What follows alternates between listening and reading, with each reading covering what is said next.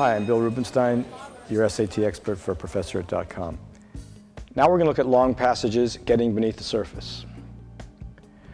You'll notice that some questions on the long passages will ask something like, the author mentions so-and-so in order to.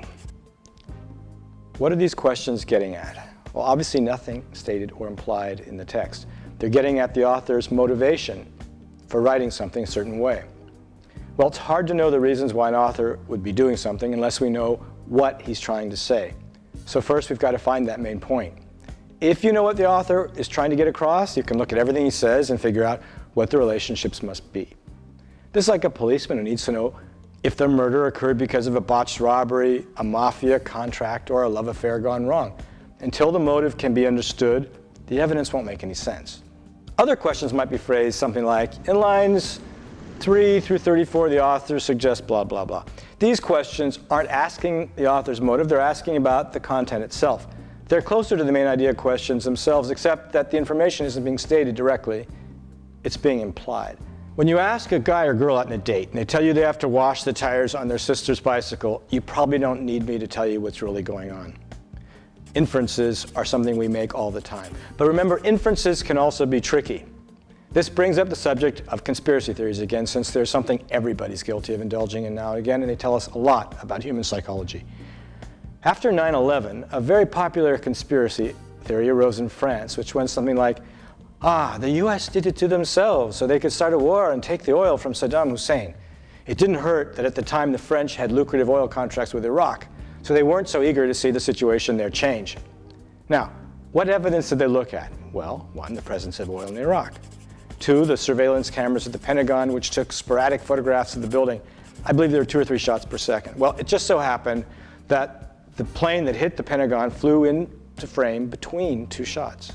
And the images only show the building blowing up. Now, a large percentage of the public in France, ready to believe a conspiracy theory that was against their oil interests perhaps, saw these images and was convinced by an inflammatory and, let's say, not so honest author that there had been no plane. His inference that it was all a fake. Of course, we know this wasn't true. There were hundreds of witnesses. But this is a conspiracy theory that's easy to disprove. But there are other conspiracy theories that are a little bit harder. And in general, they still rely on people making inferences from data. What you need to know is to avoid taking foolish positions, both in life and the SAT, we have to distinguish between inferences that lead to things that are possible, things that are likely, and things that must be so. In the case of the Pentagon theory, the fact that there was no image of a plane may not rule out the possibility that there was no plane. And it certainly doesn't prove that there was no plane. In fact, we all know there was a plane. As I said before, hundreds of eyewitnesses. So this type of inference-based conclusion is absurd, taking a small piece of evidence and running with it in a direction which is unsupportable. Remember this on the SAT. The toughest questions often hinge on this idea.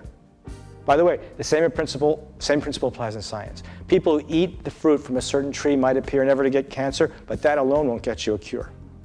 Building specific links of cause and effect is different from observing apparent relational links. Let's look at an example of this when we look at an inference question. The question may read, in the second paragraph, the author suggests that Ronald Reagan's testimony about his blanket waiver to MCA was blah, blah, blah. A, based on a solid understanding of economic conditions at the time. B, flawed because of the passage of time. C, straightforward and credible. D, exactly in keeping with his political philosophy. E, possibly dishonest. Now let's look at the text to which this question refers. When asked why he had given MCA, then the largest talent agency in Hollywood, a blanket waiver not only to represent talent, but in effect to sell them to itself, and thus in effect not only sanctioning a kind of human trafficking, while also giving his own agents an unfair, virtually monopolistic control over the American television industry, Reagan's memory lapse was remarkably similar to that he made when, years later, he was asked about his involvement in the illegal Iran-Contra affair. Long, complicated sentence. Answer choice A is not backed up by evidence in the text.